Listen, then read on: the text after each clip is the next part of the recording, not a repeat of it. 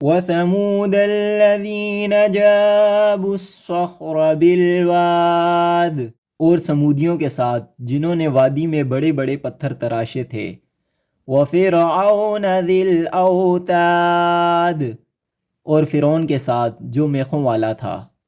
الَّذِينَ طَغَوْا فِي الْبِلَادِ، ان سبوں نے شہر میں سر اٹھا رکھا تھا۔ فَأَكْثَرُوا فِيهَا الْفَسَادِ، اور بہت فساد مچا رکھا تھا۔ فَصَبَّ عَلَيْهِمْ رَبُّكَ سَوْطَ عَذَابٍ، آخر تیرے رب نے ان سب پر عذاب کا کوڑا برسایا۔ إِنَّ رَبَّكَ لَبِالْمِرْصَادِ، یقیناً تیرا رب گھات میں ہے۔ فَأَمَّا الْإِنسَانُ إِذَا مَا ابْتَلَاهُ رَبُّهُ فَأَكْرَمَهُ وَنَعَّمَهُ فَيَقُولُ رَبِّي أَكْرَمَنِ، انسان کا یہ حال ہے کہ جب اسے اس کا رب آزماتا ہے اور عزت و نعمت دیتا ہے تو وہ کہتا ہے کہ میرے رب نے میرا کرم کیا۔